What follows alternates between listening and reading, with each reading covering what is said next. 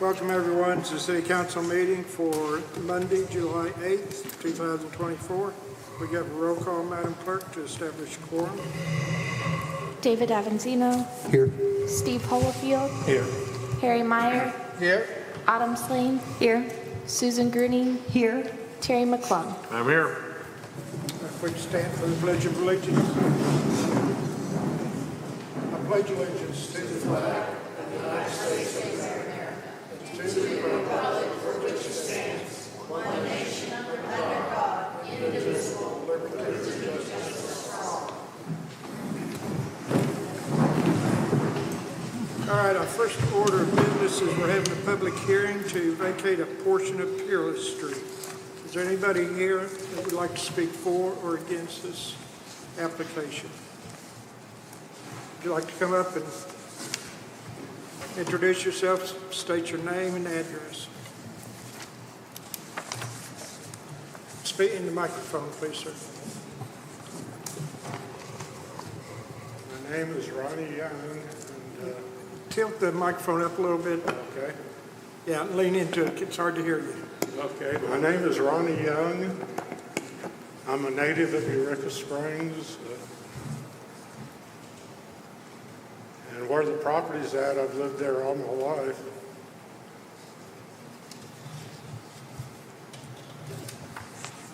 Are you for or against the project?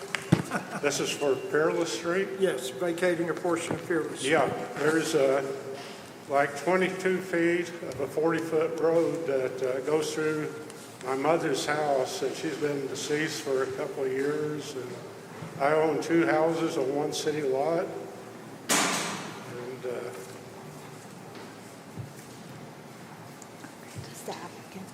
And I need to get rid of the house, and I've had it surveyed, and So this vacation is for the vacating the part that runs through the house? yes. Okay. And Marcia Yearley owns the house next door, and 18 feet of it is on her property. And she signed a piece of paper agreeing to it. All right, that's all. You're in favor of this application then? Yeah. Yes. Okay, that's all we needed to know. Oh, okay. Thank you, Mr. Young. Thank you. That's it. Yeah. Is there anyone else here who'd like to speak for or against this application?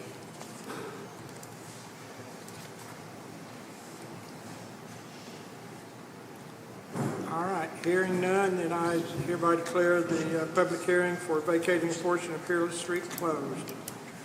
Next item is a public hearing to vacate a portion of an unnamed alley in Block 70 of the Clayton Survey. Would anybody like to speak for or against this application? Come up, sir, and state your name and address. My name's Richard Mayberry. I live at 21 Singleton, and I own the property down on Grand Street that you're referring to. We've got 7 lots in that property that's surrounded by 4 streets that go nowhere except for the Grand Street.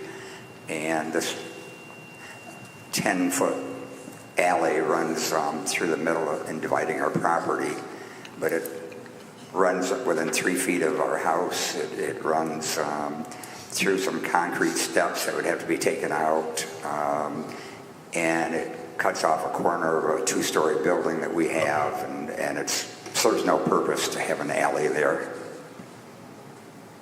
All right, so you're speaking in favor of Yes. vacating this? All right. Thank you, sir.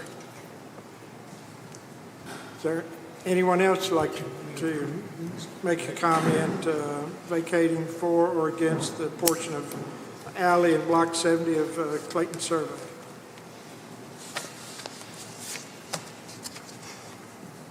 All right, seeing none, I hereby declare then that public hearing is closed.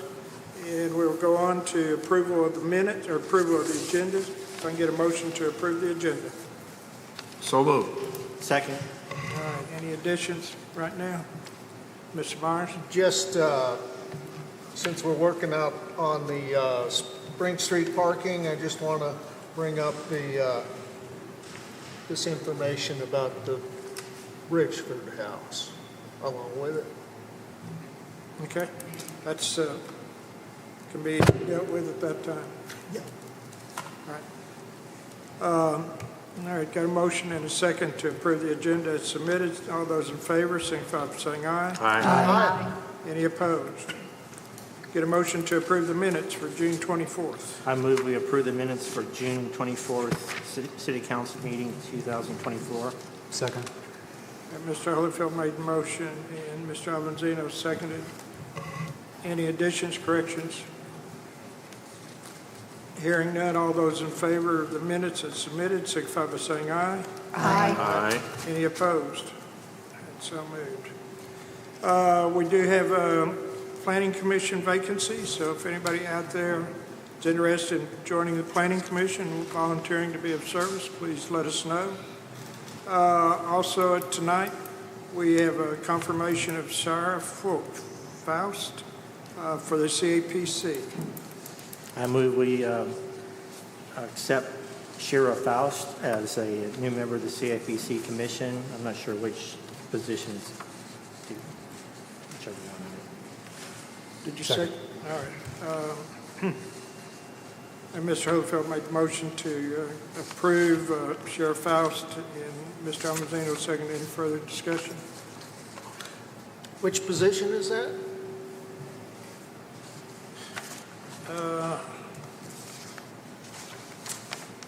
I'm not sure if it's position 2 or 4.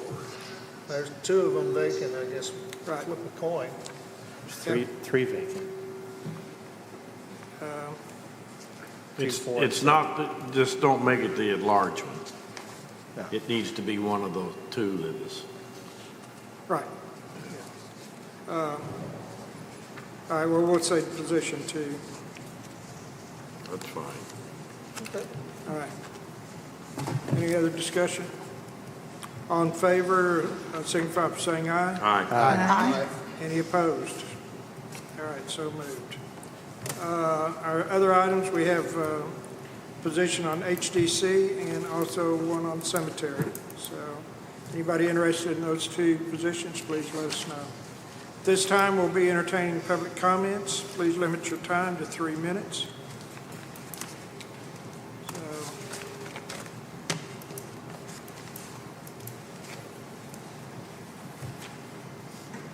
Good evening.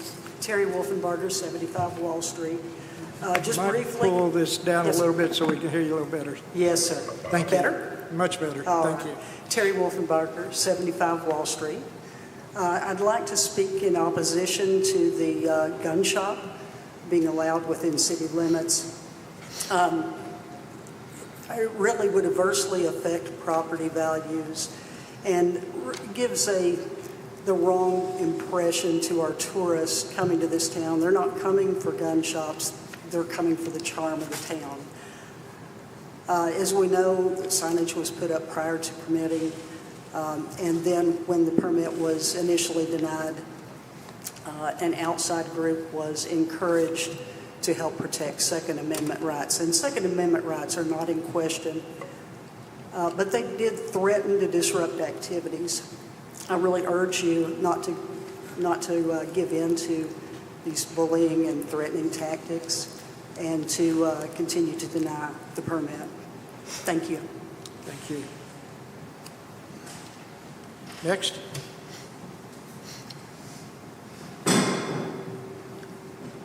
My name is Tom Buford. I live at 32 Dogwood Ridge, Eureka Springs. I would just like to recap the history of the gun shop. About a little over a year ago, this matter came before Planning Commission. We had one vacancy. The vote was 3 for and 3 against. Since we did not have 4 for it went to City Council. At City Council, there was an attorney there that spoke on behalf of the applicant. He laid out the 20 items regarding a CUP of what you had to have to get the gun shop approved. Under the ordinance, the gun shop is there. It's in the ordinance. Whether you approve it or not is based on does it apply to the CUP. There are 20 items. That attorney went through each one of the items and explained why the gun shop met those requirements. The city council then voted. Nobody on city council objected, discussed any of those 20 items. I said why. The whole discussion was, well, I don't like guns, or my constituents don't like guns. The gun is already there. Whether you approve the gun or not should be based on the CUP application. It went to court. In the 2 hearings before Judge Scott, there was very little discussion about the CUP requirements. Most of the talk was about why you could have a gun shop or why not based on the Second Amendment or the Constitution or Arkansas's right to bear arms. That's really irrelevant to the city council. What you need to look at is, does the application meet the requirements of the CUP? There's a definition of insanity which states that if you keep doing the same thing over and over again expecting a different result, that's the definition of insanity. Thank you. All right. Next person.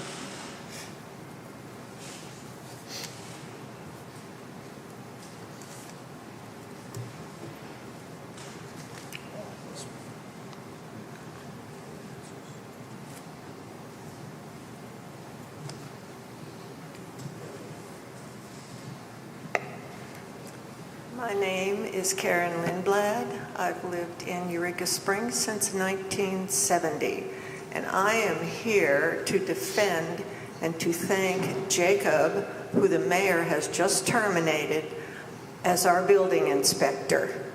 He's been doing a great job. I know he's pissed off some people in town because he decided to wade into the Wild West of Eureka Springs, where we haven't had really any code enforcement in years.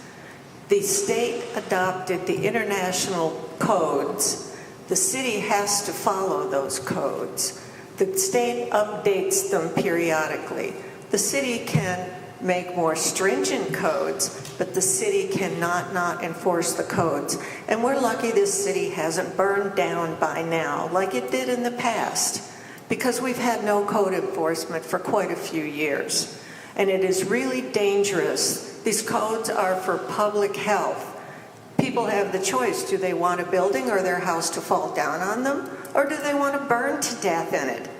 Because there's been bad work done. And I have had electrical tradesmen in this town complaining to me for quite a few years now that they call up to get an inspection and they're told, oh, I know you do good work, so just cover it up. Well, just cover it up isn't going to work. And I wonder what the guests that come here are going to think when they find out that this town is dangerous for them and for their families to stay here in hotels and motels that have not been well inspected.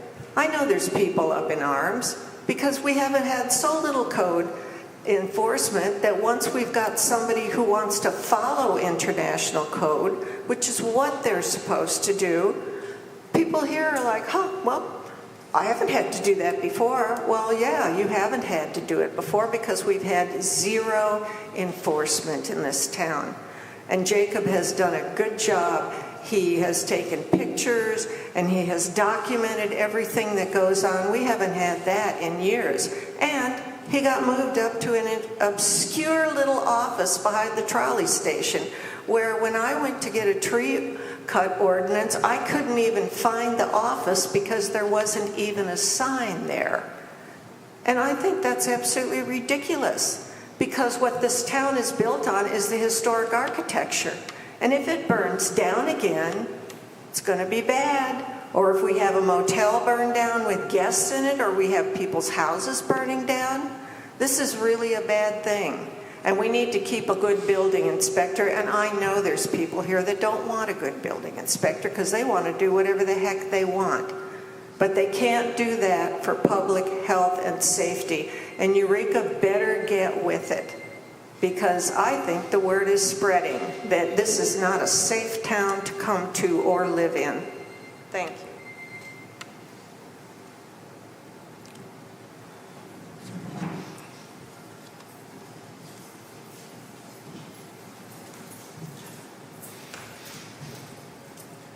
Good evening. My name is Sean Faust. I live at 3079 East Van Buren.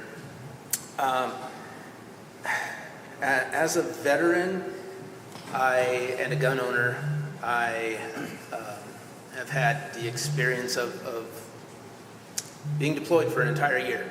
I took my weapon with me everywhere I went, whether I was eating, whether I was sleeping, whether I was making waste.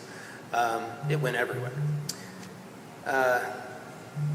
So, sworn to support and defend the Constitution, and the Second Amendment is the right to own weapons. But it's not the right to sell them. And so, I get torn in two different ways personally. But then I think of Eureka and how we didn't accept a Sonic. Because it's not our vibe. It's not our people. And I know that for the person who wants to do that, and for me, if I wanted to do something, that would seem like, I can understand their frustration. But it's we the people. And maybe this just isn't the place. I don't know. That's for y'all to decide. But I'm just going to say that about it.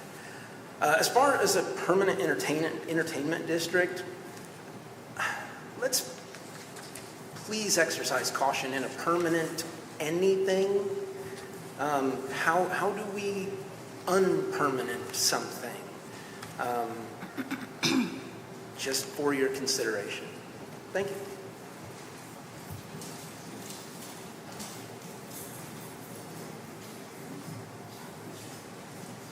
All right, anyone else?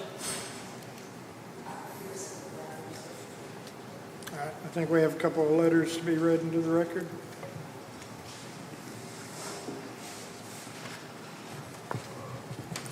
Ida, could you please read this into the record at tonight's meeting when it is appropriate? While I no longer have a dog in this fight, I was on the council for the first appeal, was sued by the applicant, and went to court. In my 19-plus years in Eureka Springs City government, only Roanoke Cottage project did I receive more feedback. This time, the feedback was overwhelmingly against granting the conditional use permit. The feedback came from all ages, genders, political affiliations, with a large portion that even own guns. We keep hearing that the Second Amendment rights are being violated, but I ask, what about First Amendment rights? The First Amendment gives the citizens the right to petition their government and be heard. The citizens of Eureka did petition their government and were heard by council's denial of the appeal, and the judge at trial agreed. In my opinion, when the trial was held, the applicant's lawyer derided and insolently mimicked an Eureka Springs citizen who spoke against a gun shop and showed the applicant does not live and understand the citizens of Eureka Springs. My opinion is, you take away a city's right to zone, you support big government. I am asking that you support the citizens of Eureka as they once asked me to support them. Thank you, Melissa Green, Berryville, Arkansas.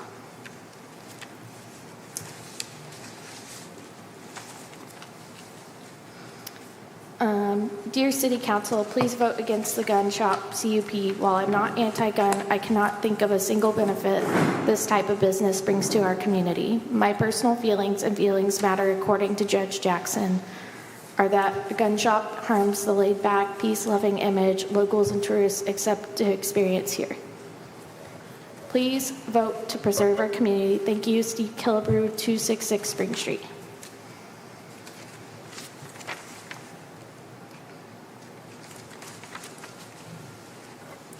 Dear City Council and Mayor Berry, please read this into the record at the July 8, 2024 City Council meeting regarding the appeal of denial for the gun and pawn shop CUP agenda item for tonight's meeting, as I cannot be present due to a schedule conflict. Thank you in advance for ensuring its reading at the meeting. I write to express my strong opposition to the proposal for Mr. Keeling Grum or any other person to open a gun shop within the city limits of Eureka Springs. As a full-time resident of this community, the daughter and wife of highly decorated veterans, a trained gun owner myself, and a seasoned businesswoman, I believe it is crucial to voice my concerns about this matter.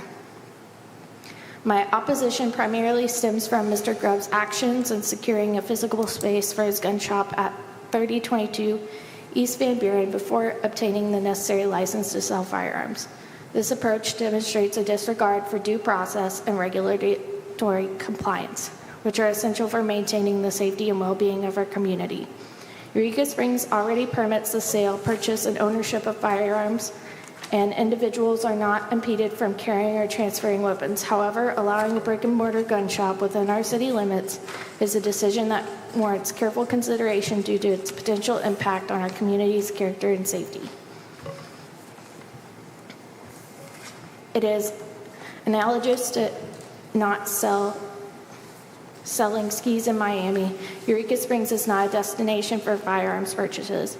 Mr. Grubb's assertion that his Second Amendment rights are infringed upon is misleading, as he regards the ability to engage in firearm-related activities just minutes away from his proposed location, where he has already sold guns. Arkansas law empowers local governments to make decisions in the best interests of their constituents, and I urge you to prioritize the collective well-being of all businesses in our town. A gun shop within our city limits could adversely affect property values, community safety perceptions, and the overall appeal of Eureka Springs as a tourist destination. While I respect Mr. Grubb's Second Amendment rights, I firmly believe that the approval of his business license is not guaranteed and should wholly denied in light of these concerns. Eureka Springs deserves careful stewardship to maintain its unique character and appeal, and I am opposed to any decision that could compromise these qualities. Thank you for considering my perspective on this matter. Sincerely, Heather Wilson.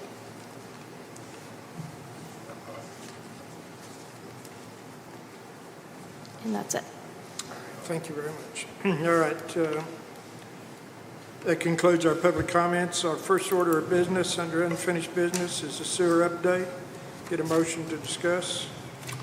Move to discuss. I move to discuss. Get a second? Second. All right. Simon, you want to give us an update? Yeah, short and sweet. So about all we've accomplished since the last council meeting is we've submitted the application to be considered on the ANRC priority funding list for our wastewater plant. So we're still waiting on to hear back one way or the other. So it's kind of a slow process, and we're trying to get through it. So stand for any questions regarding that. Just curious if you got another operator getting trained? You need to speak into the microphone, please, sir. Do you have another operator getting trained? No, not at this time. We've been fully staffed at the wastewater plant now for about a year. So the individual that I hired, he has obtained his Class 1 wastewater license already. He's got to wait his time before he could test for Class 2 and so on and so forth. Cool. So, Thanks. yeah. Any other comments, questions? All right, thanks. Can I Simon. make one Sure. more? Just because I know people watch us at home. I have had scheduled tomorrow to do a water shut off on East Van Buren to fix a valve that was damaged during the fiber optic installation. We have a lot of weather coming in. I'm gonna have to postpone that to Wednesday. So anybody watching from home, just know that Wednesday is when that's gonna happen. I'll have one of my staff tomorrow go door to door along Van Buren to notify everybody. What area is going to be affected? Initially, I thought it'd be East Mountain and then east of there along Van Buren, but I really think it'll probably be Huntsville to towards the East Gate area. So from the junction of 6223, South, yeah. then going east. Yeah, that's correct. Okay. How long will it be shut off to you? It won't be off very long. I'm looking at I'm hoping the work is done within 30 minutes, but I did, in the letter that I wrote and I posted, I did include 2 hours, but we're going to try to get it done pretty quick. We've already got the hole excavated. We're ready to go. We just need to get in there and get it done, so. And the water leak over on, White Street, Kings Highway. Kings Highway? Yeah. Yeah, we haven't started that. We have that scheduled for this week because it's in the middle of the road. Yeah. So that is scheduled for later this week. What about the campground? Well, So Forrest has emailed their attorney about scheduling a time for us to go out there to take a look at it, and that they need to come down and fill out a water application. I haven't heard anything back yet regarding that situation. Did the state inspector come up, do you know? Sir, I honestly don't. Jacob was supposed to notify us at when the state inspector arrived, so we go out together, and that did not happen. Commissioner Klein? So they put in a meter, correct? No. We'll put in a meter. Are we putting in a meter? You're talking about a water meter? Yes, it'll go on their wellhead. So when they use their well, that Okay. water is what they'll pay their sewage off of. I thought that they had said something about they had gone ahead and gotten a meter and done that. Is that what he said? That's not been done. No. No, we're still in the same situation we've been in. I think they're for- stalling.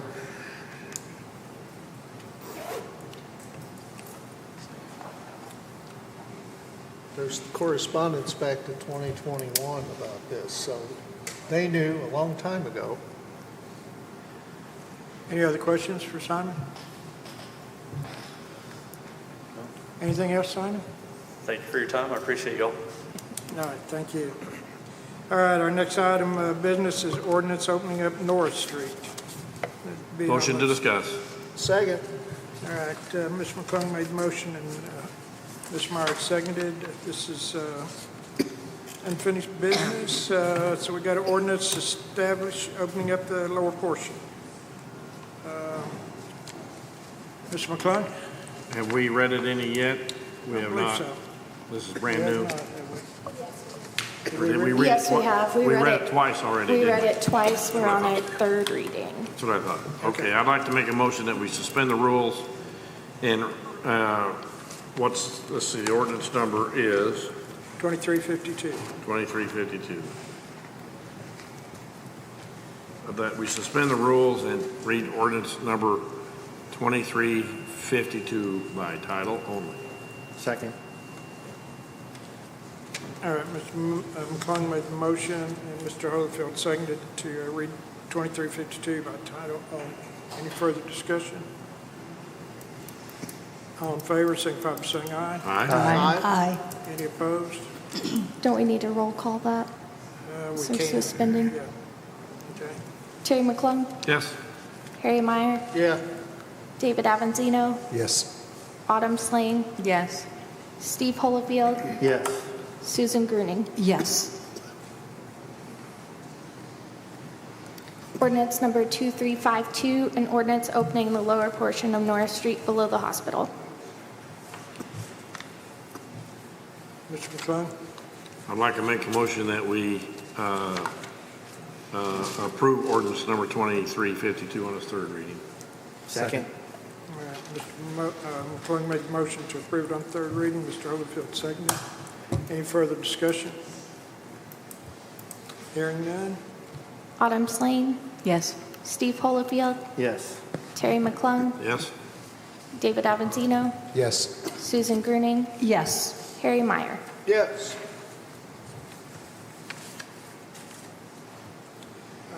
All right, that takes care of that. Okay, next item is the Spring Street parking ordinance. Get a motion to discuss. Motion to discuss. I'll second that. All right, who wants to take off on this? I can do that. After doing some digging and investigating, the Bridgeford House, way back, actually I think it's 2001, March of 2001, this is when, after all of the grandfathered B&Bs were retired, they modified the place. They added 2 suites or 2 rooms, and they were about to lose everything, but then their lawyer came in and argued and showed that they have enough parking back there, and it was, and they got let go.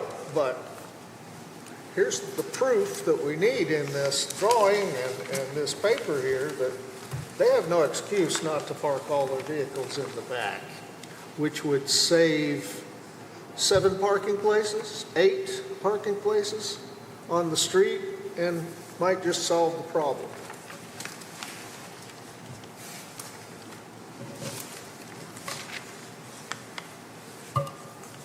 I guess the unfinished business is we had an ordinance to revoke the ordinance 2332.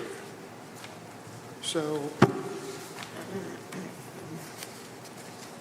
Yeah, and I had requested to table it last time so that we could discuss this Bridgeford House thing, because I think that should have been addressed before we even did an ordinance. all right, any further comments, discussion? I mean, we didn't have any of this stuff when we Mr. first... McClung? Well, from most that I speak with, if we had resolution at Bridgeford House and they use their parking as they're supposed to, that the problems on Spring Street would probably be alleviated, the parking problem. That's what I've heard too. I know that your contention, Mr. Mayor, has been that it's not wide enough to get a fire truck down through there. But as I have spoken to earlier, that in my years on the fire department, we never once ran a truck down there, except maybe one time for a brush fire, and that was our little rural truck that we had, the mini pumper. And that's just, that's just a maybe. And I don't think in the time that I've been gone from the fire department, which I retired out of there in 96 or 97, and I still don't ever recall a fire truck using that street. So, all the plugs are up above, so that's where your fire trucks are going to set up anyway. So, I think the fact that it has a room enough in there, and we've had this drawing in front of us before. We did back when we originally did this. I remember after looking at this, I've seen this before, and it's not been that far back. So, I think we can still do away with the ordinance, and, they need to be brought in line as far as usage of their parking. Mr. Mayor? Yes, Mr. Meyer? How do we enforce these things on bed and breakfasts and other people that are not doing what they're supposed to do? How do we enforce this upon?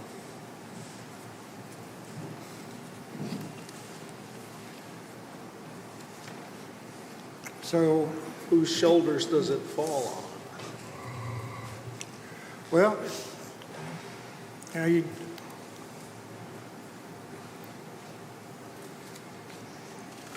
well, it's the city's to enforcement, obviously. Well, if the city Now, attorney you do- writes them a you do- letter, Let me finish here. You do realize that, and I don't care, if this is what the city council wants to do, if they feel like this drawing that was submitted by Mr. Thornton is, which shows 8 parking spots, when you look at the drawing, you do note that the parking extends over the property lines. well, yeah, So it's not on their property. well, So I'm pointing that out. it's, And so if the council wants the Bridgeford House wants the city to issue citations or to have the planning commission to bring before them a reason for not revoking their conditional use permit by not parking back there. That's the two issues. We don't have, right now, we can't, we're dealing also with our parking permits. And I think Yeah. that's an issue there too. So that's one of the problems we have. well, as Terry said, if we can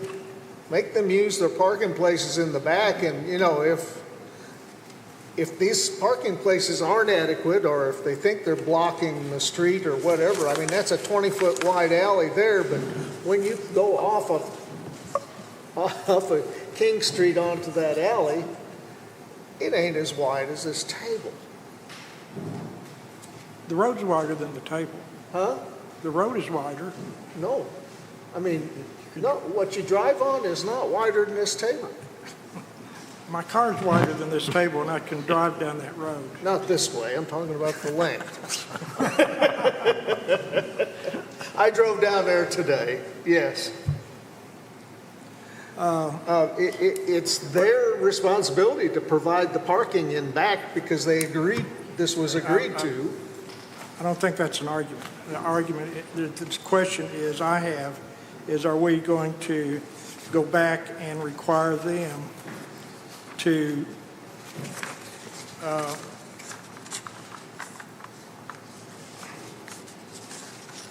issue permits for the parking and guest parking, so we know who's parking back there and who's parking on the street? Well, that's the question we've always had. Well, they can do that. It's in their best interest to give hang tags for their clients and park back there. It's their parking. I mean, that's where we started out with the parking, Spring Street parking ordinance, which is later on, I believe, on the ordinance. It was on the discussion.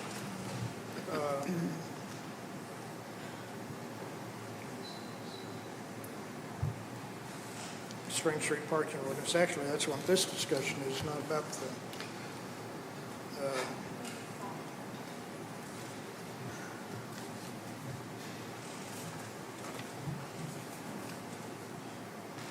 we're getting confused with what's on the agenda. Well, that's why I asked to add this to the agenda. I did. It's number 5. Number 5. is That's what was discussion requested of at last meeting. Legal non-conforming requirements. What we're supposed to be discussing is the Spring Street parking ordinance. And whether or not, nothing to do with the Bridgeford House. We're talking about the Spring Street parking requirements, Mr. McClung. Mr. Mayor, it does have something to do with Bridgeford House. Well, yes. They park on that street. And you can speak with the people that live on that street that is a contentious position.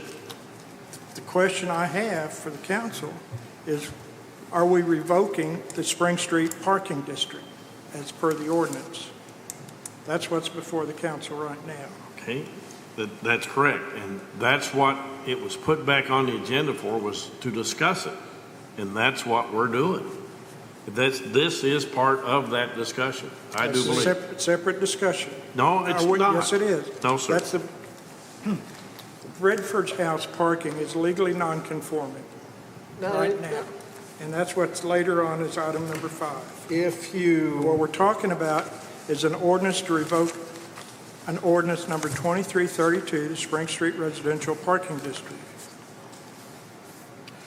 Now, that's where the council, do you want to revoke it, or do you want to keep this in fact and in place to enforce? If I may, Mr. Mayor, as it was discussed at the last meeting, the whole reason of putting this back on the agenda was try to resolve this as one of the problems with the ordinance, as one of the reasons that it was it's hand in glove.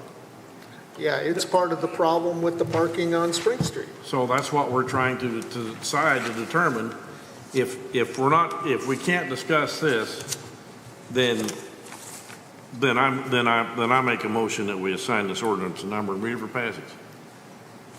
There you go. That's what I'm. Is that what you want? It's up to the council. Okay, well, that's what I just proposed. You can either revoke this, and then we don't have any parking permit, then we don't have a way to enforce parking. Okay, that's fine. I just made a motion. Mr. City Attorney. The Spring Street Residential Parking District, the ordinance that I've written an ordinance to revoke, I wish to point out a few things about it. Number 1, Section 6, Administration. The police department shall administer all aspects of the district parking program. That's improper. The police department cannot issue permits and then enforce them. That's a conflict of interest because they have complete control. If there's another person like the planning director to issue guest parking places, guest parking things, it's a little bit, the problem with that is that you've got weekends where he may not be available, the officers are not available. So you have a problem with passing out tags. The tags cannot be controlled, they can be passed around.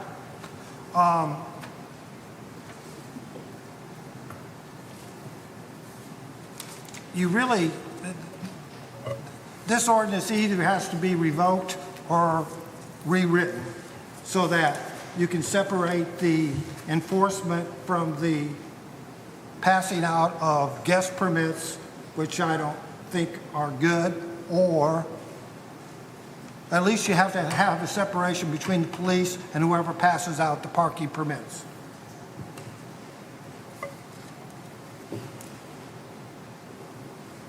That's about it.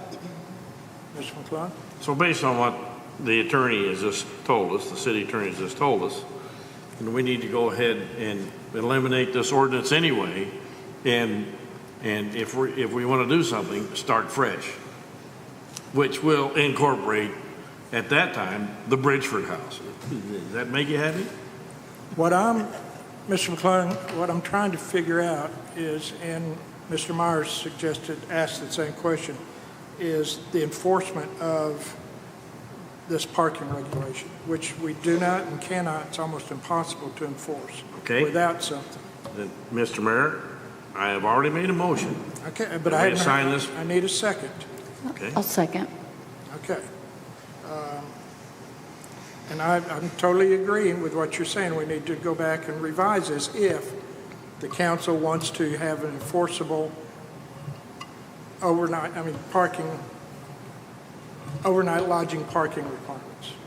Right now, what we have is not enforceable. Ms. Slane? So if we revoke this ordinance, then someone can't enforce the Bridgeford House to have their own parking? I'm not sure how you would go and find out who's staying at the Bridgeford House from people parking on Spring Street and who's not staying at the Bridgeford House. Right. If you have a solution for that. Mr. Alvanzino? First, I also had a question about, did we ever decide the number of passes per household?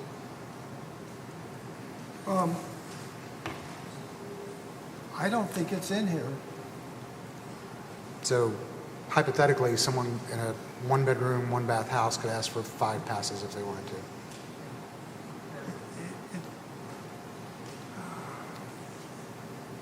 It's not in there. It's Ms. not in Harmon here. says it's not in there. In this ordinance, it's not specified. Ms. Harmon, you want to? It was specified when this ordinance was put in place. All of that paperwork was included to the city attorney as it was being written up. So to your question, David, it was supposed to be for anyone who did not have adequate parking on Spring Street. Those were the ones that were allowed to get the parking passes, right? So you were allowed up to two parking places permanently. So if you didn't have parking, you could have 2 vehicles, right? Residential. Oh, residential people. Well, yeah, but in that district. Right. And then you were allowed 2 guest parking passes as well. So if you had somebody coming to town and they were from out of state, they could park there if you went and got a, visitor pass. So that's what it was supposed to be. But my understanding was that it was up to 2 if you needed 2 because you had 2 vehicles if you lived there. And then it was up to 2, visitor passes. So it wasn't meant to be 5 or 6 or 7 or 8 or whatever amount you wanted to. It was controlled. Is that written in the ordinance, the current No, ordinance? there's nothing in the ordinance about number of parking per residence or? It was number of originally, kids? Okay. but it was taken out. And we took it out? It was taken out either at your table or it was taken out when it was being written up. We didn't take anything out. Oh, we can go back. I mean, if you'd like to see the original, we can certainly, I've got drafts of it online, so we can look at all of that. So if I move to town and I buy a B&B that has 3 units, I'm required to have parking for 3 units, right? Correct. So if I park all my, I have a collection of cars and I fill up those 3 parking spaces with my own private vehicles, and I tell my guests to park anywhere they want to park, there's no consequences for that? Okay, so I think where the issue is on 263 Spring Street, there's a couple different things that, and I gave you a packet of information here just so you could see what the term legally non-conforming means. Right. There are other properties on Spring Street that are either tourist lodging or I'm not sure if there's any other bed and breakfast on Spring Street. They all have CUPs, conditional use permits, right? Everybody's required to have a specific number of parking places. But some of them, when they were issued, because of, maybe the building wasn't sellable, and so somebody came in and said, hey, look, I'm gonna run it as a business. So in the case of 263 Spring Street, that one in your book, which you all have, I thank you so much for these books because they're great. You've got several, I've noted several places in your code book that mention legally non-conforming properties. 263 Spring Street is one of them. And I think that's where the hang-up is on this ordinance, is that my understanding of a legally non-conforming property is that it is, I know people will say it's not grandfathered, but our code book says, AKA grandfathered if you're legally non-conforming, and it's after a specific date. And I can't remember what the date is, but it's prior to. If you have a legally non-conforming status on a property, then you have those things in place, and any ordinances that come after it cannot take that away from you because you're grandfathered, because you have a legally non-conforming. So I think that's where the hang-up is on this. If you look in your book, and I referenced it for you, if you want to do a little bit of studying, 263 Spring Street has 5 units. I've included the ordinance where it went up to 5 units. The dates are there. And also, it says in our book that they only have 3 parking places. At the time that they were given that legally non-conforming status, the understanding was that they would park on Spring Street. There was no parking district. So, when that property sells, my suggestion is, if that property sells and somebody turns it into a residence, you can take the legally non-conforming away then, because they'll have adequate parking for a residence. But as long as that property continues to be a business, and as long as they pay their taxes in that 180 days, they haven't broken that legally non-conforming. So there's no reason to take it away. You've promised it to them, you've given it to them. So in my opinion, I think that's where your biggest hang-up is. If it turns to a residence, if it sells, then your legally non-conforming can go away. You can't write an ordinance, though, that says, on this day, I'm going to officially take your legally non-conforming away. So, and then the other side of that is you've got residents there. As a B&B business, the CUP, the city, has said that as a CUP, if you have a CUP in a residential neighborhood and you're a B&B, you have to live on property. You have to be a resident. So is one resident type better than another resident type? So, you have to look at it and be fair to every citizen in Eureka Springs. Can I say, well, you're not the right kind of resident, so you don't get a parking pass, even though we've given you a legally non-conforming, and we've said you only have 3 places. But now because you're this kind of resident, you don't get a parking pass on the street. So I just think you just need to be careful. And like I said, I've put a packet of information together for you. I've referenced everything that's in code and everything it says. I'm not trying to make up code, and I'm not trying to say that anything is misprinted. I'm just reading what's there, and you all have it too. I still have one more question, though, is, Sure. okay, they have 3 parking places they're required to have, and they tell their guests, you don't have to park there, you can park anywhere you want. I think that goes back to Butch. I can't fix that for you. As a planning commissioner, I can't fix it. And that's The true for commission any can't B&B in fix it. town. It's like, if they're So- required to have these parking places, but they don't use them. But they that's just- enforcement. So, and I'm not enforcement. So you all have to figure out how you manage that part of it.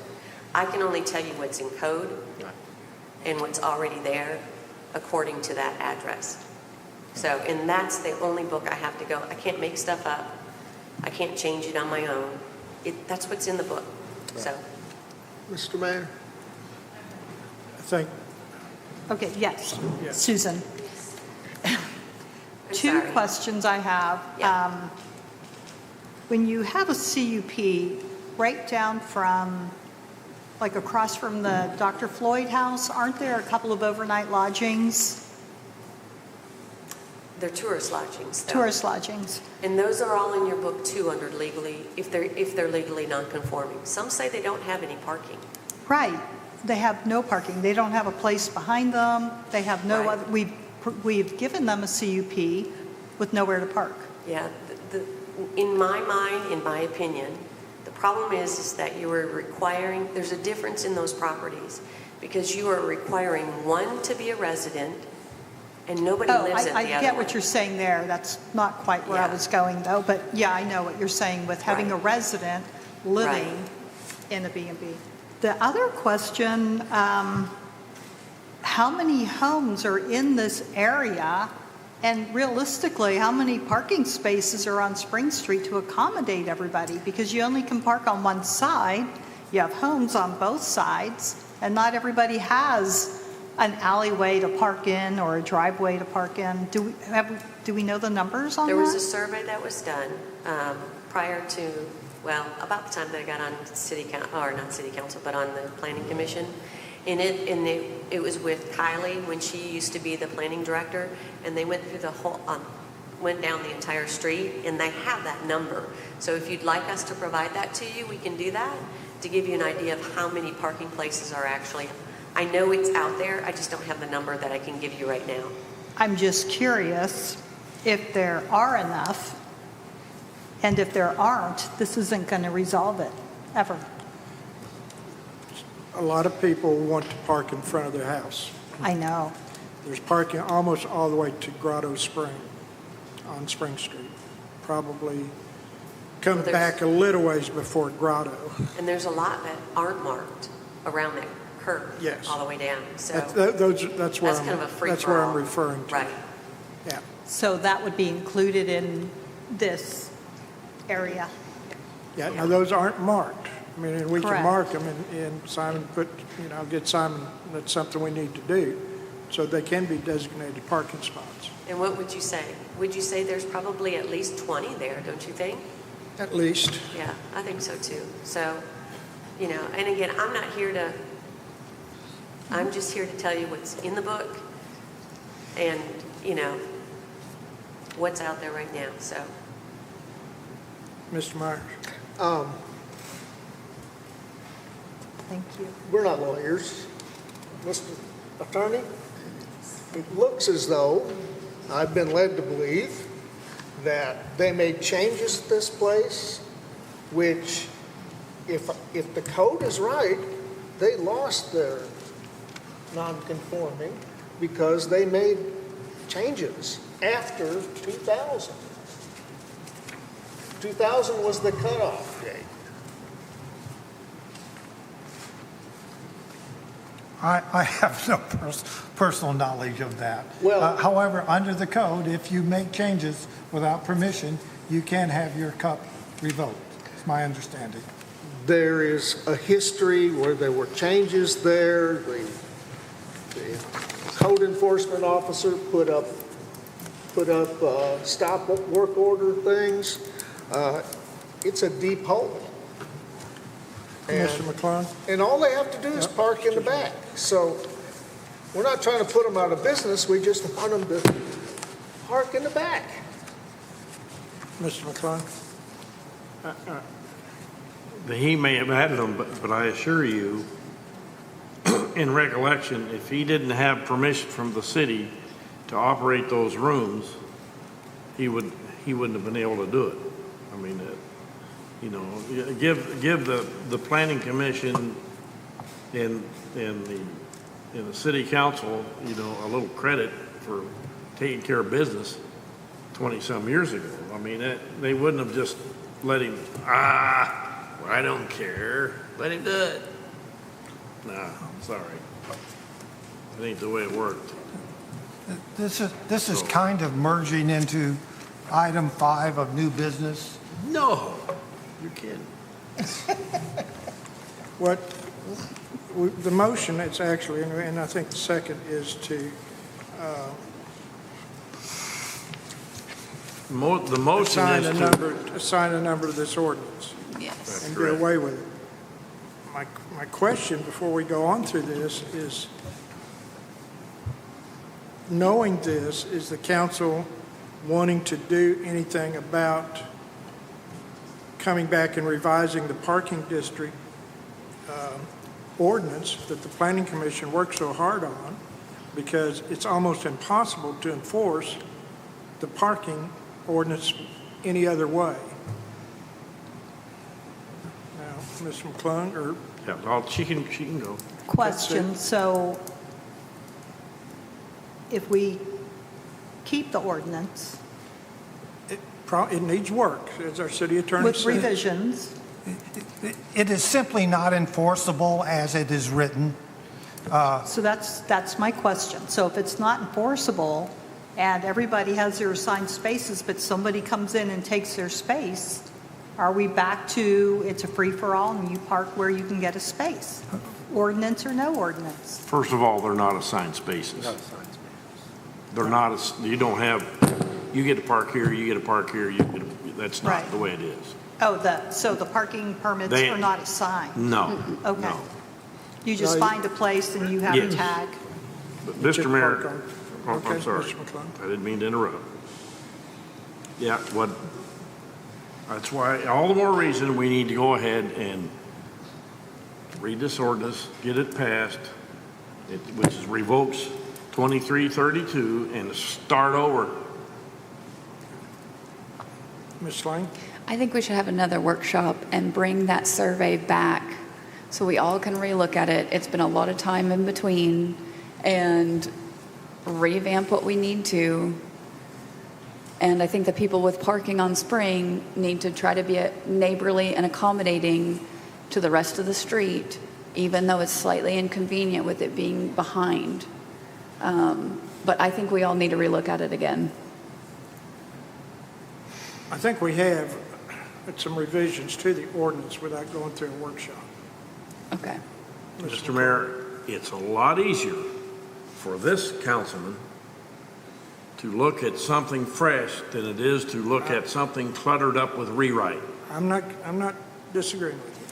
So what I suggest is that we, Well, there's a motion on the table and a second, so I say we just vote and get on All with right. it. Is there any further discussion on this? All right. The motion is to assign this ordinance a number and read it for passage on the first ordinance. All those in favor, signify by saying aye. Aye. Any opposed? All right, so moved. But it has a number, doesn't it? Not yet. We haven't read it yet. Assigning ordinance number 2353, an ordinance to revoke ordinance number 2332, the Spring Street Residential Parking District, whereas the Spring Street Residential Parking District enacted by ordinance number 2332 has not succeeded in addressing the parking problem suffered by the residents of Spring Street, whereas the City Council of the City of Eureka Springs has voted to revoke ordinance number 2332, creating the Spring Street Residential Parking District. Now therefore be it hereby ordained by the City Council of the City of Eureka Springs that Section 1, Ordinance number 2332, the Spring Street Residential Parking District is hereby revoked in its entirety. Mr. McClung? I'd like to make a motion that we approve ordinance number 2353 on its first reading. Second. Mr. McClung made the motion, Mr. Myers seconded. Any further discussion? All those in favor, signify by saying aye. Aye. Any opposed? All right, so moved. Mr. McClung? I'd like to make a motion that we suspend the rules and read ordinance number 2353 by title only for its second reading. Second. Mr. McClung made the motion, Mr. Myers seconded. Read ordinance 2353 by title only. Any further discussion? Roll call. Susan Gruning, Yes. David Avanzino, Yes. Harry Meyer, Yeah. Terry McClung, Yes? Autumn Slane, Yes. Steve Holofield. Yes. And, ordinance 2353, an ordinance to revoke ordinance 2332, the Spring Street Residential Parking District. Mr. McClung? I'd like to make a motion that we approve ordinance 2353 on its second reading. Second. Mr. McClung made the motion, Mr. Myers seconded to approve ordinance 2353 on the second reading. Any further discussion? Steve Holofield, Yes. Terry McClung, Yes? Susan Gruning, Yes. David Avanzino, Yes. Autumn Slane, Yes. Harry Meyer. Yes. Mr. McClung? I'd like to make a motion that we suspend the rules and read ordinance 2353 for its third reading by title only. Second. Mr. McClung made the motion, Mr. Myers seconded to read ordinance 2353 by title only for third and final reading. By title only. Harry Meyer, Yeah. David Avanzino, Yes. Steve Holofield, Yes. Susan Gruning, Yes. Terry McClung, Yes? Autumn Slane. Yes. Ordinance number 2353, an ordinance to revoke ordinance number 2332, the Spring Street Residential Parking District. Mr. McClung? I'd like to make a motion that we approve ordinance 2353 on its third and final reading. Second. Mr. McClung made the motion, Mr. Myers seconded, read ordinance 2353, third and final reading. Discussion? Oops, title only? Got it. Read it. David Avanzino, Yes. Steve Holofield, Yes. Harry Meyer, Yeah. Autumn Slane, Yes. Susan Gruning, Yes. Terry McClung. Yes. All right, thank you, guys. All right, that brings us up to ordinance, new business to vacate Peerless Street. Motion to discuss. Second. All right. Anybody? Get a motion? I move we assign this ordinance a number and read it for passage. Second. Second. Second. All right, discussion. We did have a public hearing, and I think we had one person who spoke in favor of the ordinance, two people maybe. So, other than that, I think we're good to go. So, any other discussion? All right, all those in favor of assigning this a number, was that your motion? Did somebody make a motion? Okay, Mr. Meyer made the motion. To assign a number and read it, first reading. Who'd second that? Did I have a second? Autumn. I did. Mr. Holyfield? Okay. Almost forgot. Any further discussion? All in favor, signify by saying aye. Aye. Any opposed? So moved.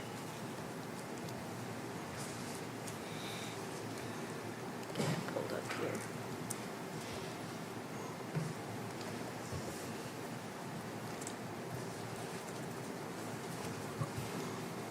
Assigning ordinance number 2354, an ordinance vacating a portion of Peerless Street between Block 45, Lot 1, and Block 38, Lot 4 of the Freeman Edition.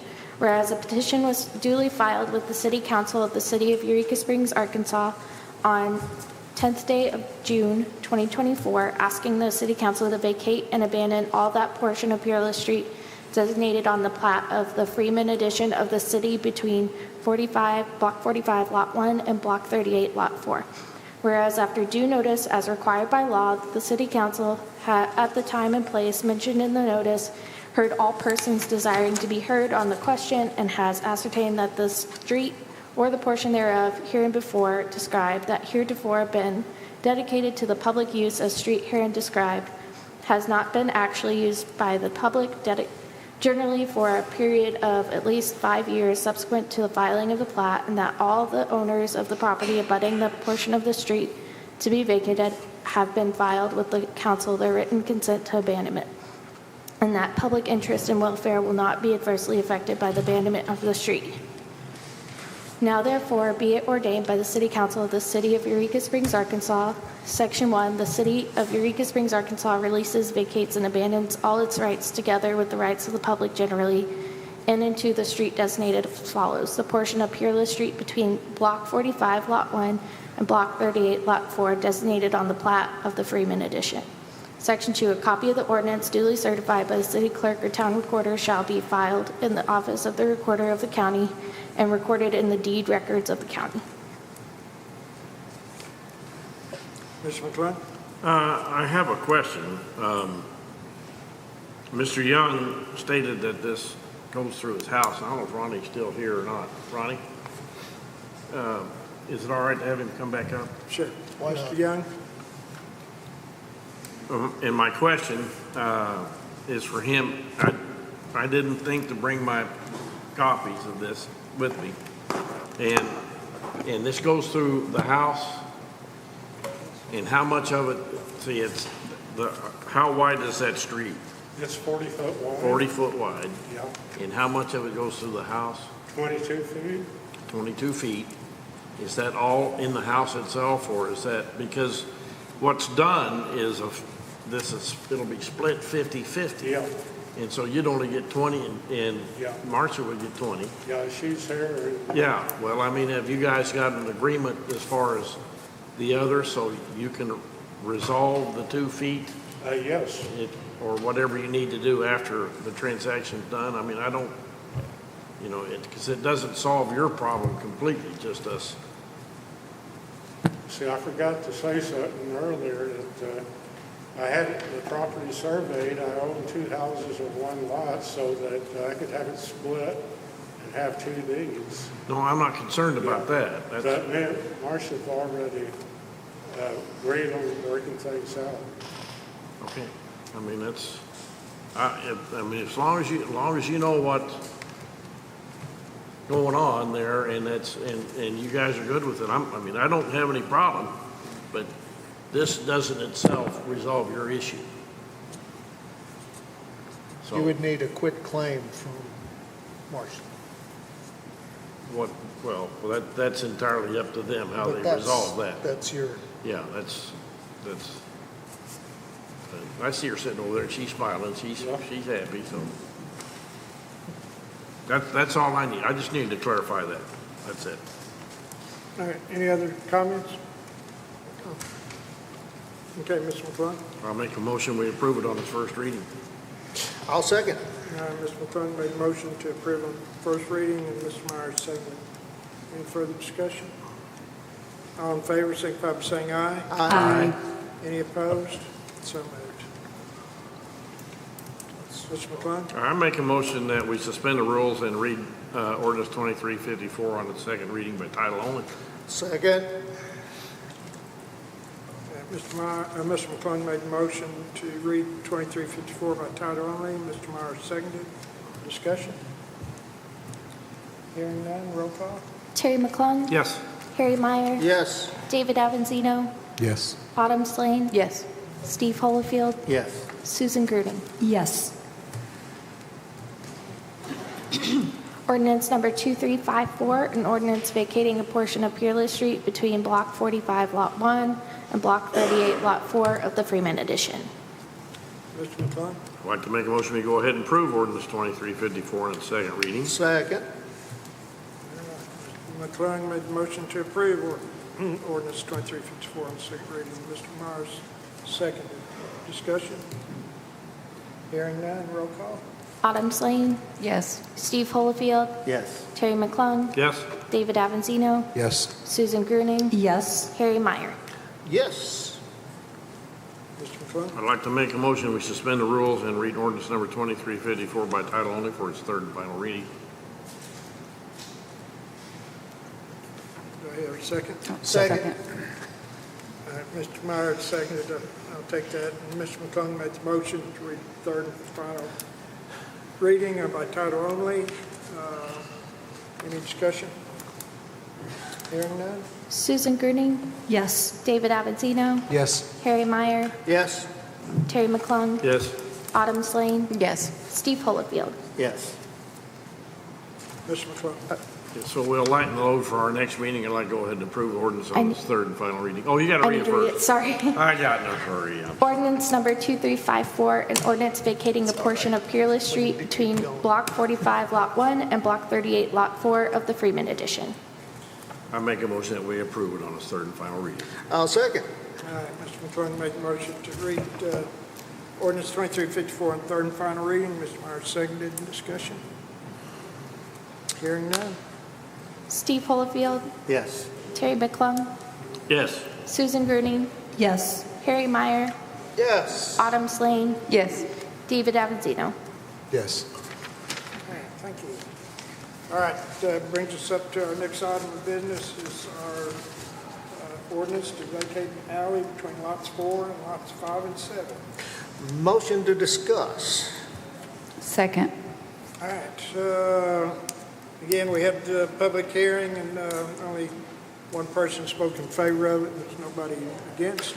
I move to sign this ordinance a number and read it for passage. Second. All right, Mr. Meyer made the motion to sign a number and read for passage, and Ms. Lane seconded. Any discussion?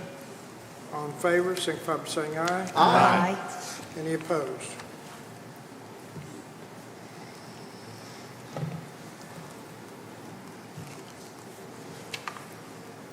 Signing resolution number 2355, an ordinance vacating a portion of an unnamed alley in Block 70 of the Clayton Survey.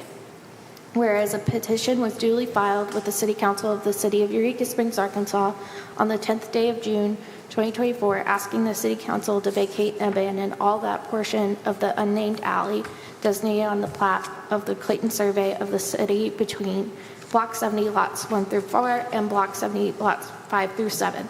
Whereas after due notice as required by law, the council has, at the time and place mentioned in the notice, heard all persons desiring to be heard on the question and has ascertained that the state or street or the portion thereof herebefore described has heretofore been dedicated to the public use as a street herein described, has not actually been used by the public generally for a period of at least 5 years subsequent to the filing of the plat, that all the owners of the property abutting upon the portion of the street to be vacated have filed with the council their written consent to the abandonment, and that public interest and welfare will not be adversely affected by the abandonment of the street.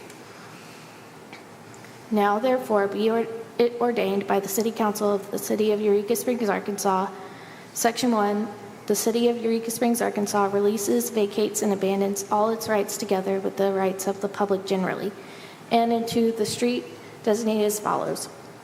The portion of an unnamed alley between Block 70 lots 1 through 4 and Block 70 lots 5 through 7 designated on the plat of the Clayton Survey.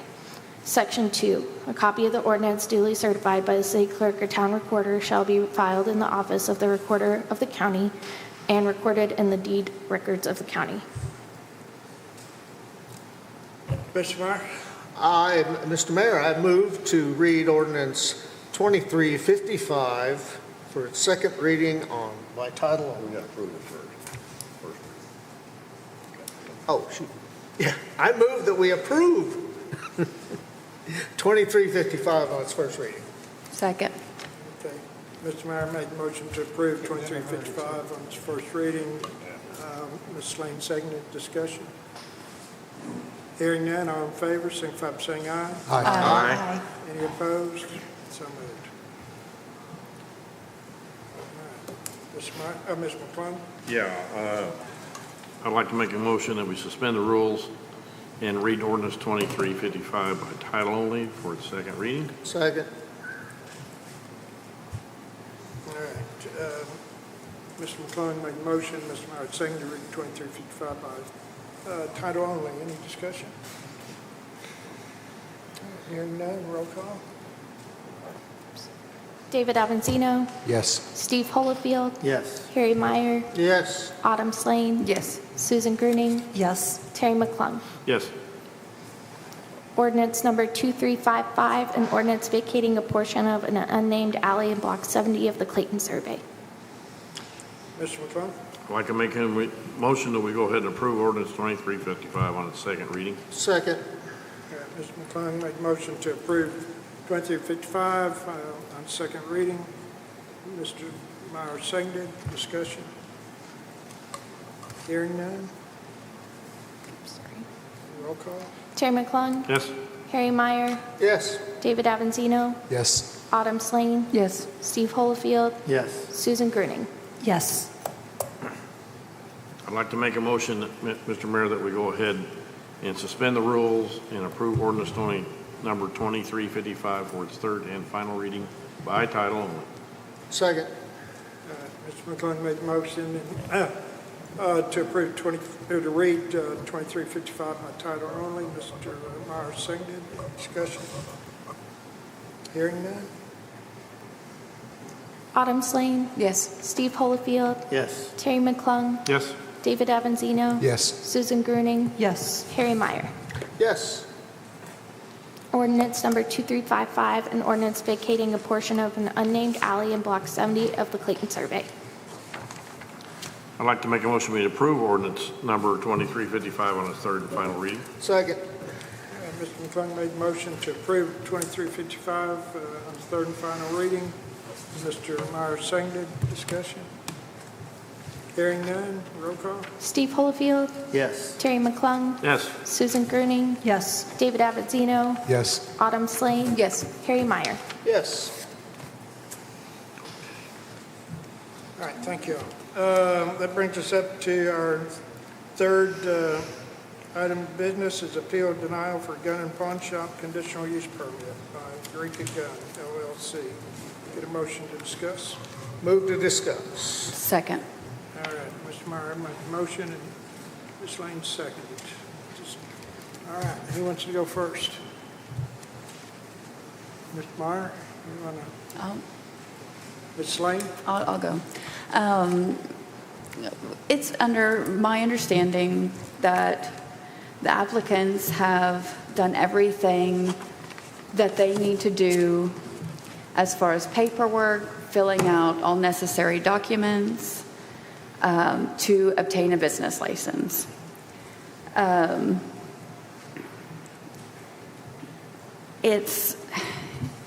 I know our community is upset about this. I know our community is not wanting this type of business. But in my opinion, it feels like if our community is a dog community and we have a cat person wanting to open up a cat store, how is it our opinion that they can't open up their store and fly their flag, so to speak? I just think that we all need to look at the facts and rely more on that than our personal or our community's opinion. And, you know, I have known Keeling for a long time, and he has been absolutely respectful coming into my business and has been an upstanding resident. So I'm for this person to have his business of his choice. Mr. Myers? Got nothing against the people. It's just that my constituents, nearly all of them, asked me not to vote for this, and so I'm going by the voters' desires. Mr. McClung? Yeah, I have to agree with Ms. Lane. And Mr. Buford said it exactly as I would have said it myself, in that the attorney, when he was here, when they first brought it forth on the appeal, he explained it all, and the points that Mr. Keelan met every requirement as prescribed in the ordinance for the conditional use permit. There's no reason why we should not allow it. And I concur that we need to approve it based on the way the law is written. And that's what we have to go on. It's the way it's prescribed to do. We don't have the right to be arbitrary and base it on anything other than that. Yes, it's true that we need to appreciate and respect what our constituents say and their opinions.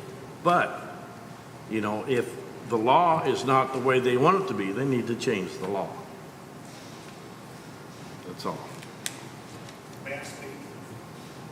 This is strictly council.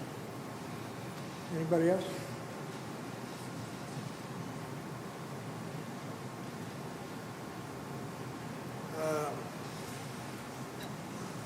All right, not hearing anybody, do I have a motion? I have a question. All right. Mr. McClung's brother owns that building? Isn't that, shouldn't he recuse from voting on this?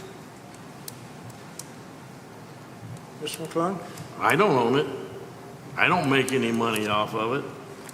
Nothing goes into my pocket. What has that got to do with it? Nepotism. All right, do I hear a motion? For or against, Mr. McClung? I'd like to make a motion that we, how do I word it? That we approve the request for the CUP. Second. All right, so we got a motion by Mr. McClung to approve the conditional use permit appeal. And Ms. Slane's second. Discussion? Ms. Slane? At the CAPC, we just had a town meeting, and we decided that our motto was going to be free to be.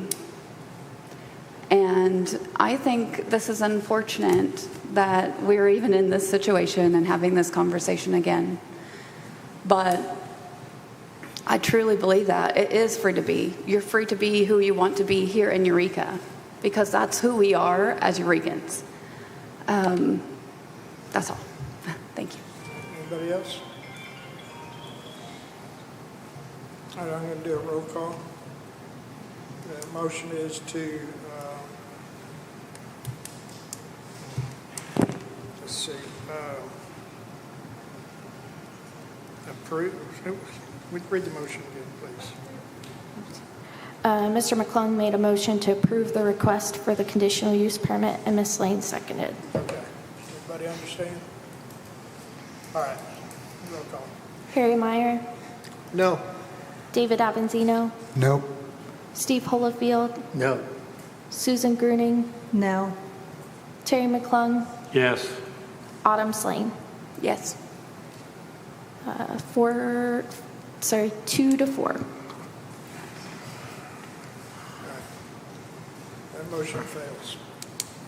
So the appeal is basically denied, and it uphold the Planning Commission's denial of the conditional use permit. So, all right, next order of business is our water audit. Our illustrious, magnificent finance director. Yeah. Okay, just what I wanted to do was kind of update y'all on our water audits. Whenever I took over, we were severely behind on our water audits. And so we have made a lot of progress on that. And within your financial package, you'll have the latest audits that we've got. When I got here, we got to work on 17 and 18, and we got those completed. And then as of this past week, we now have 19, 20, and 21 also completed. So we're out of hot water with leg audit, so we shouldn't have any problems with them. We're currently working on 22. They're saying it should be done hopefully within 60 days. And then we'll start with our normal kind of time frame on the 23 audit. So just want to let y'all know, we pulled together 5 years worth of audits, and now we're working on 22. What you have in your packet is their letter, and then it has the audits. Nothing really was found within the audits. There was a couple of misposting items that they corrected for us, and so that was about it. There were transactions that happened, they just didn't get posted right. So we cleaned those, or they cleaned them up for us. So that's where we're at on the water audits. Anybody have any comments? Steve, yes. I was kind of curious. He has the floor. Yeah. When will this be finished, you think? Which ones? Which ones? all of these are finished. We are Okay. finished up through 21. Okay. And so they have started on 22. And so probably within the next 60 days, we'll have 22 completed. All right. And then we'll start in a normal rotation on our 23. So, 23 will take a little bit longer. But where we should be right now, we should have 22 done. As far as what leg audit is where you're supposed to be. You're not supposed to be over 18 months out. Okay. So right now we're over 18 months out on 22. Once we get it done, then we will we'll still be within that 18-month time frame on 23. So I contacted leg audit. I sent all these to leg audit. They were very happy that we had them done and said we shouldn't have any issues going forward with any of our other audits. Cool. Yeah. Very good. Is this just a financial audit, or are they auditing, does anybody audit the water tests and wastewater issues like that? No, this is just the financial Just audits. finance, Yeah, okay. This is just the financial audits. They look at all the payments, they look at all the, because the reason why water is separate is it's an enterprise fund, so money that comes in for water is supposed to be used for water, so you have to have it audited separate. That's why it's not included in our larger leg audit. That's why it has to be a separate audit. So all they will audit when they come in is just our water deposit, or our water accounts. So that's what they're looking at. And what this means is that chances are the finance director and I won't be called down to Little Rock and have to appear before the legislative audit to explain. Called to the carpet. Which ends up in a 3.5-hour drive down there, You're an gonna hour miss wait for it to that trip. start, and then last time it actually, we were back on the road within 30 minutes of when the thing started. It took us like 4 minutes to testify. So yeah, and the other major thing about this is a lot of cities have got behind on these water audits. It wasn't just us, it was a lot of cities. And so what they're doing now is if you weren't caught up by June 30th, then we get an amount every month. It's called a turn back that comes in through our sales and use tax. It averages between $3,000 and $8,000 a month. For cities that are not caught up, they're going to start holding that turn back, and they're not going to get it. They're going to put it into an account for 1 year. At the end of 1 year, if you're not caught up on your audits, then you lose it. If you get caught up on your audits when that time, then you'll get your money back. So we had to be caught up by June 30th. We turned these in like June 27th. And so he considered us caught up. So he's considering us caught up now. So he said we shouldn't have any problems. So we won't lose our turn back. So, yeah. And it took a lot of arguing and teeth pulling to get the auditors to do this. Realizing that we're one of the smallest cities being audited by one of the largest auditing firms in the United States. Yeah. So we're not a priority of theirs. We pushed in a lot of different ways through a lot of different people as much as we could, and they were eager. I mean, once we got our audits, the last week of June, the very next Monday they started on our 22 audit. So they're sticking with us now. Cool. Mr. McClung? So what I hear in this discussion is that you two are very powerful. For 4 minutes. No. She just spent 30 minutes in Little Rock and solved all the problems. Run the show. Let's see what else we can get done. Okay, that was, Well, you never know, because the one right before us or right after us, they got raked over the coals. yeah, one guy, his whole city council showed up to testify against him. So his whole city council was on this side of the legislatures, and he was on the end table, and they were there to testify against him. Yeah, so it was quite interesting. And I don't live there. All right, thank you, Mike. Thanks. Thank you. All right, next item is city attorney's discussion on the non-conforming parking requirements. So get a motion to discuss. Motion to discuss. Second. All right, motion and second. Mr. City Attorney, if you want to. I'll start Tell us off what by you found. quoting some laws. Legal nonconforming is what it is for people who may not be familiar, is when you put a business like a B&B in a residential area and they get a permit, they get a cup, they're a legally non-conforming business. That's my understanding. If that's incorrect, let me know, but I think that's it. We do have laws on the books. The laws on the books are, among others, 14.08030. B. B&Bs are conditional use. Owner or resident manager must live on site, must be certified annually. I have no idea what that procedure is. I'm sure the city clerk knows. Off-street parking for B&B guests and manager must be provided and used.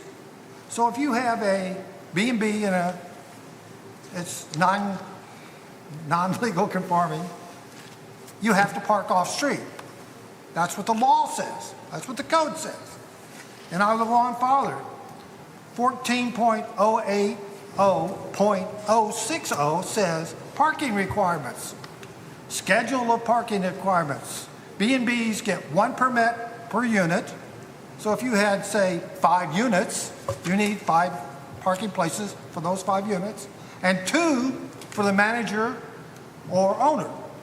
So that, okay, fine. These are on our books. There's only one problem. How do you enforce them? That's my question. Well, obviously the Spring Street parking ordinance did not solve the problem because the way it was constructed. I do believe that we can come up with a Spring Street parking ordinance that will address these issues.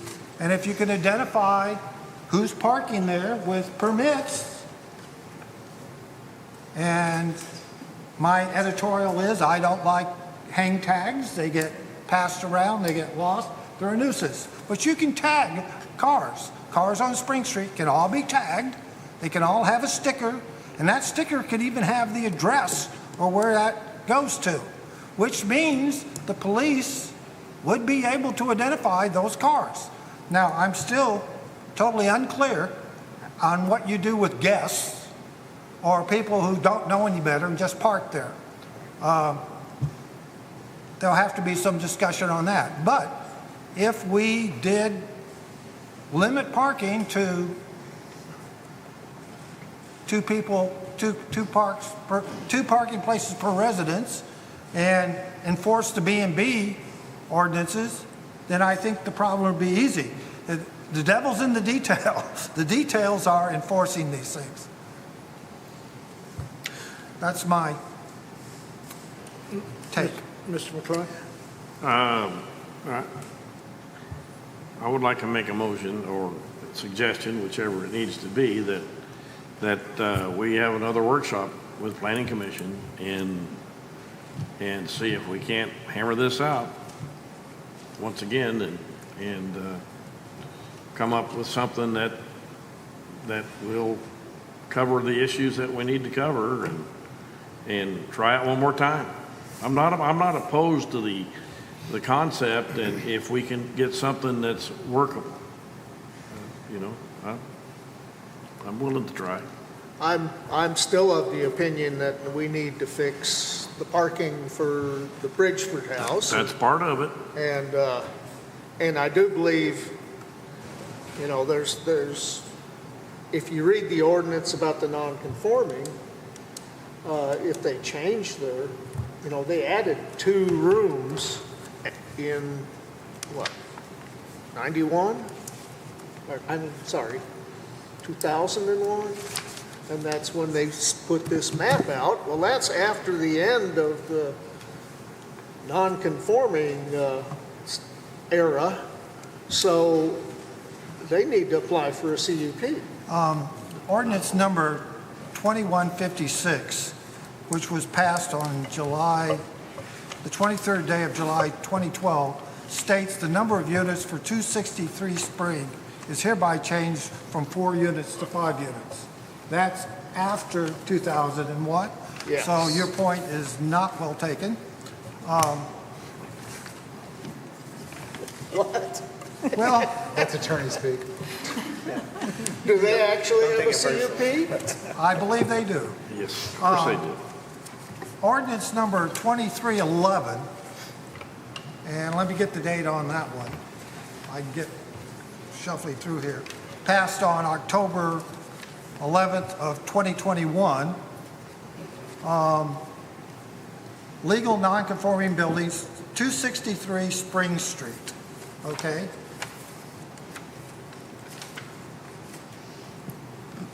So, the Bridgeford House is a legal non-conforming. I don't get it. Well, these are The ordinances. ordinance that said the end of, do you have that ordinance? What's that one? That one is at 2000, year 2000, all of the non-conformings, that was it, no more. Well, these are passed after 2001. So I would say that they supersede whatever that ordinance was in 2001. Well, then we can. So you can be illegal non-conforming without being a CUP, and you can also be illegal non-conforming with the CUP. There wasn't a moratorium until recently, so they gained that CUP before the moratorium. I see. So, and they're legal non-conforming, hence why they're in the code book with 3 off-street parking spots and their designated units. The next, let me make another point is, if you have, say, a B&B that's supposed to have 7 parking places out back, and they don't have 7 parking places, that would be grounds for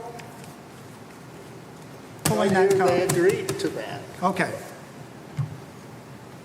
Okay, so I don't know about who's to enforce it, but can you write a letter, Mr. Attorney, to the owners of that place and tell them that you're just fine as long as you park in deck? Actually, I have done that by certified letter returned last fall on behalf of the mayor, and they have received it, and they know that. Again, how do you enforce it? There's the question. Do we need to pass an ordinance with teeth? I was just going to make a motion that we create a short workshop.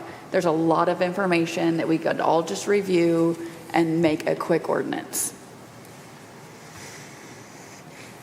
Second. All right, got a motion and a second to create a workshop. Mr. McClung? Yeah, that needs to be in conjunction with the planning commission. Yes. Okay. Any further discussion on the motion? Motion made to have a short workshop with the Planning Commission to discuss Spring Street parking. That's what I'm assuming on that. Any further discussion? All in favor, signify by saying aye. Aye. Aye. Any opposed? All right, so moved. We will get you together with the Planning Commission and come up with a date for a workshop. It's, all right. Now that takes care of number 5. Number 6, an ordinance for monthly reporting of department heads to City Council. Mr. Myers. Get a motion to discuss? Motion to discuss. Second. All right.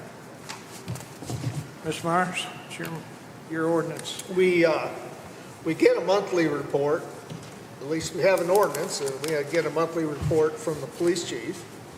And I think it would be good to get a monthly report from the other departments. Now, we don't need to know about their finances because we get that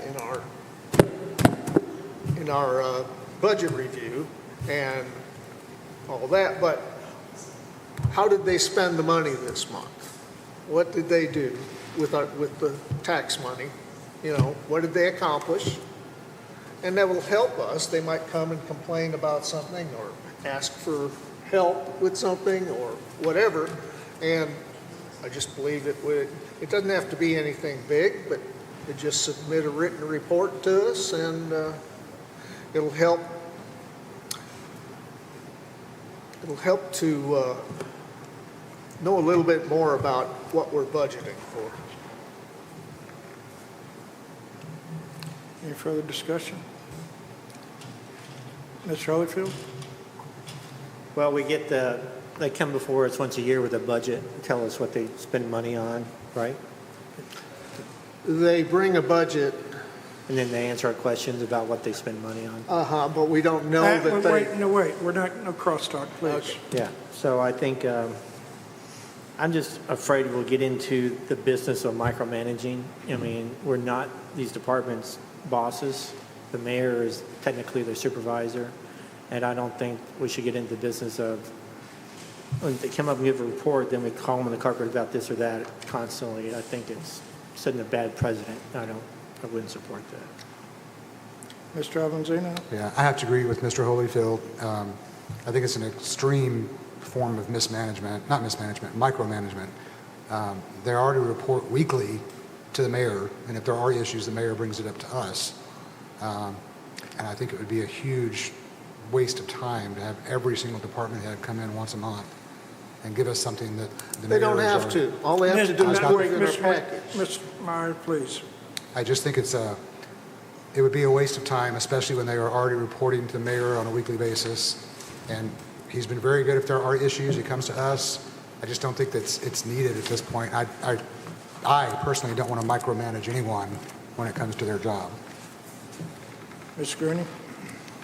So I agree with the other two, and for everything they say, I echo that. The other thing is we're here for ordinances and to work out those items. If we have that monthly, that's one of our bi-weekly meetings that will be here all night. And I just think that I don't want to micromanage other departments where they already report to our mayor, unless there's an issue. Mr. McClung? It's pretty comprehensive. It's right here. I mean, it's all there, where they spent the money and everything. So, I think you misunderstand. I'm not asking them to come on the carpet. I want a report in writing from them of what they accomplished, what problems they've had. I'm not asking to micromanage it. I would just, in order for us to prepare next year's budget, we need to know how things are going this year per each department. We're supposed to get a monthly report from the police chief, but so far we haven't been getting that. It's in code, written report. Ms. Slane?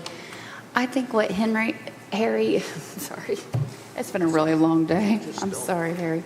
Just don't call me late for dinner. I won't do that. I think what he is requesting is something that gives us some forward thought, because there's not always a time that the department heads bring things to Butch, and Butch doesn't always bring every single thing to the table because, like we've all mentioned, it would be like extensive. But I do think to have the door open for the department heads to offer up forward momentum of things that they're looking forward to, or not looking forward to, but more planning for their future. Like if in their one-year plan, they have to buy X, Y, and Z. We don't know that. We never hear about that. Those are the types of things that I would like to see if something like that were to happen. And maybe like on a quarterly basis. 4 times a year, they say, hey, I've got some projects coming up. But we don't always hear about the projects until it is right there at our doorstep. They're asking for approval at that point. There's no advanced planning. And I don't know about you guys, but my budget needs advanced planning. So, you know, that's kind of my thoughts on it. Mr. McClung? You had your hand raised a minute ago? Me? Oh, all right, sorry. Sunshine cures lots of ills. I'm sorry, Mr. Martin. I said, sunshine cures a lot of ills. I move to assign this ordinance for a number and read it for passage. Second. All right, got a motion and a second. All in favor, signify by saying aye. Aye. Aye. All opposed? No. No. That's 4-2. Okay, worth a try. All right, motion fails. All right, I think that concludes our business for tonight. No, turn the page over. Turn the page Oh, over. I'm sorry. Ms. Lindblad was mentioning it, and she's still here. Get a motion to discuss the confirmation and termination of the building inspector. Second. All right. As you well know, this last week, I had to terminate the building inspector. And so according to code, I need your confirmation on me being able to terminate him. So, Ms. McClung? Does this have to be done in executive session or no? Not necessarily. I'm just curious. I don't know what the procedure I mean, is. if you want to, we can go into executive session, but I'm just I checking to think- see what procedure is. I think it'd be a good idea. all right. Get a motion to go into executive session? I move to go into executive session. Second. All right. All in favor, signify by saying aye. Aye. Okay, so moved. Let's see.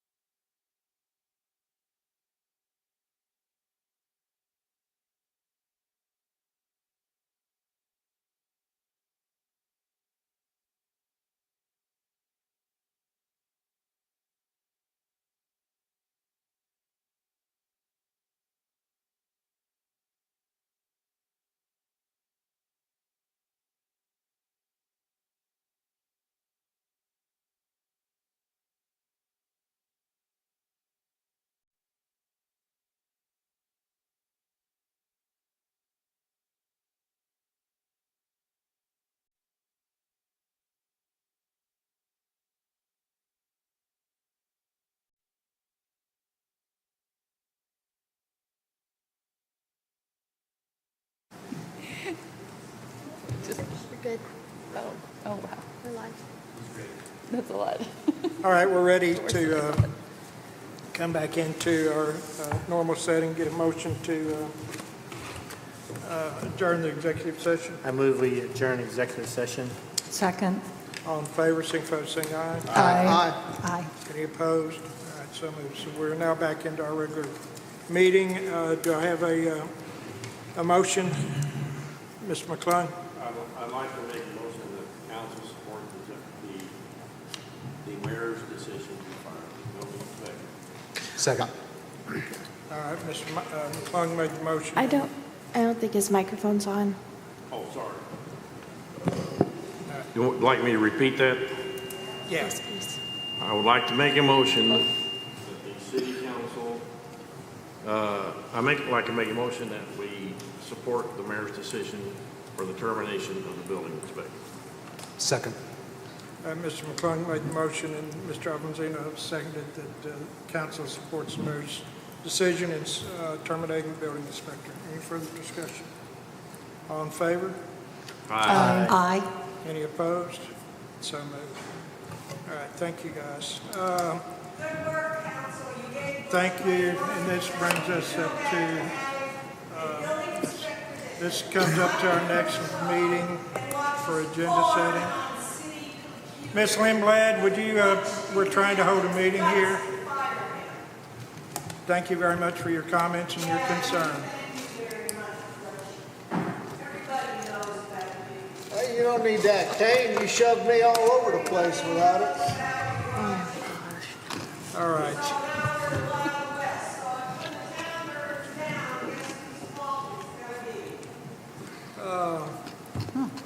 Agenda setting. I think, Ms. Gruning, you wanted to put something on the agenda? I did. I would like to, in regards to the permanent entertainment district,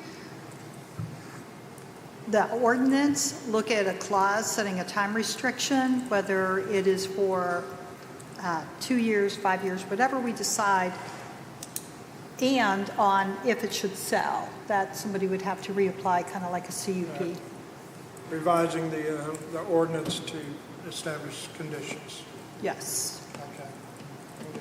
Anybody else have anything at this moment? Mr. McClung? I would like to discuss the changing of the ordinance on the entertainment district where we can have multiple simultaneously. Temporary. Temporary one. Because it's, the way it's, the state allows it, I think it's in our city. The state does allow it. And in our city ordinance, we don't allow it. So we need to change our city structure to do that. Is that not right? Did I not figure that We right? can't, we, He wants to put it on yeah. the agenda. Yeah, we can clarify it. Our ordinance is a little confusing on that. Yeah. So we can clarify that probably with the same motion of when we're talking about permanent and Absolutely. temporary. It's one ordinance, permanent and temporary Okay. entertainment district. Sure. That's right. Yes. All right. Anybody else? All right. Council comments. Mr. McClung, I'm going to start off on your side. This is kind of directed at parks that I know that there hasn't been a lot of rain and I've had to water my yard too. But it seems like Plainer Hill just does not look good. And that's our focus coming into town there, and the top of the hill just doesn't look as sharp as it should. And so I wanted to put the bug in the ear to parks that, that it's important how the parks look, and especially those that are seen by nearly everyone that comes to town. I had something else too, but it slipped on me. May I have a comeback if I come up with it? Thanks, Kai. Appreciate it. I know how it is getting. It'll come around. Mr. Myers? You know that triangle up at Plainer Hill, is that the one you're talking about? I'm wondering if they have water there because, you know, they had Yeah. water line Yeah. troubles. Well, they should, yeah. I don't know. They've That- got sprinklers. I'm just They thinking got that might be. I've seen them drag a water hose across the road to it. The parks people. Okay. watering it, so. All right. Yeah, so they don't have a hydrant in the middle. I don't Yeah. think so. Okay, well, the Jamaica was wonderful. Had lots of fun in the dunk tank, and everybody seemed to enjoy themselves. The lightning with the fireworks was, well, I left before that. That's all. Ms. Lane? I'll echo that. The fireworks were amazing.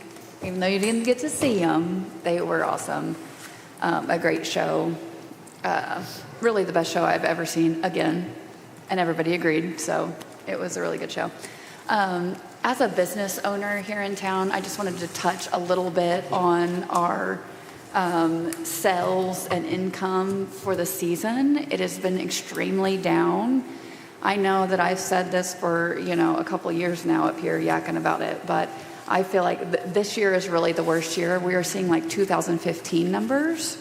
So just support your people, support your locals, because it's a really tough time right now. I know the economy's down, nobody's making money, and everybody's saving money. It's an election year, all the things. But, we've kind of got to get our CAP on board to make sure that we're advertising and doing all the things. Thank you. Mr. Holyfield? I don't know if anybody noticed CAPC went through a little rough spot there. 1,200 views on YouTube on that one meeting. Yep. 500 some people watched it live on YouTube, and 120 people here in this room alone. So, but we had 2 commissioners resign after that. And also our financial director, Scott Barton, resigned, gave no notice, just quit and walked out. So, but we, with the help of Mr. Atkins back there, we're still floating and still going along, and we'll hire a new financial director if anybody knows somebody who wants a part-time job. And we're up and running, so we need 3 more commissioners now, and we'll do it again. So we'll just keep going. Have you got some applications in? I'm sure you do. We, I think we just posted it. Jerry King has posted it. We'll wait a month and we'll Or start. for the commissioners? Oh, yeah, we got 3 applications for commissioners right now. But anybody else who wants to apply, jump in there. Can you ask local accountants? I know Rusty Wendell has offered to do things for people like the chamber and Oh, really? smaller, I don't know. We can ask. If you get to a point. Yeah. Mr. Almanzino? Yeah, I was going to say everything that Steve said, but I'd like to say to the community, thank you for your support and what we've gone through in the past month at least a month. It's been heartwarming to see that so many people stepped up and had something to say about what was going on. I know the commission appreciates that. And yes, we have some more work to do. Sorry, these gnats are everywhere. Yeah, do my side. Right. So yeah, thank you to our public for that. I'd like to welcome Suzanne back. Is it Susan or Susan? Suzanne. Okay, Susan, sorry. I always get that confused. And to Michael back there, thanks for stepping in to help us where we needed it. So we do appreciate it. Thanks. So if you look at the corners of Main and Spring where we have that issue, have you seen the artwork that Suzanne Reed put up? So she's done it here, she's done it at Harmon Park, and it was so weird because the night before, in the middle of the night, I'm thinking, we need to put a gate or something up, and then Mike and I were going out to go on the boat, and I look and I'm like, whoa, there it is, it's gorgeous. So, but we still see people walking around it trying to cross over there. Are you allowed to put crosswalks further down? Like the Rainbow Steps is a big traffic area. Highway No? Department. It's I'll a address that highway? in a minute, yeah. Didn't we just have that on the agenda? No, we had a approved for the highway department to put some kind of solid white stripe at Spring and Main. I mean, I saw it today on my way. Somebody was coming up Main and hard right onto Spring and didn't even stop, just made the U-turn. So, I mean, I don't know where we are on that because the State Department or the Highway Department said we just needed council approval to do it. So I don't know where we are on that. That's all I had. Did you remember, Mr. Yes, McLean? I did. It's pretty Good. astonishing that I came up with it, but no, just left again. No, I'm just kidding. No, and what it is, I hadn't been to the Basin Park in a long time until this Friday, and I went down to listen to music, and so it was my first time to really look at the rail and the new stairs going, and the work that was done to the band shell, and I mean, it looks great. I was so tickled. It just, and so long in need of it. I'm just really proud of it. It's great. Dressed it up nicely. All right. The highway department will not allow us to put a crosswalk in any more than what we already have. We have fought with them heads and tails over wanting a crosswalk at New Delhi, wanting one down at the other stairs. They don't really care about where the stairs are, and so they made us take away the crosswalk and the walkway that we had at Spring and Main, and we told them people are still going to walk around. And Doesn't they matter. are. I mean, we just know how people are. So they are, it's their highway, and they do what they want, pretty much. I have been, for years, trying to get that little piece of strip right there at Spring and Main to be dedicated as a park. Portland, Oregon has the smallest park in the United States. Well, we can't probably beat their smallest park because I think it's 1 inch square. But we are now officially the smallest skyscraper park in the United States. So that is what those, glass sculpture is, of skyscrapers.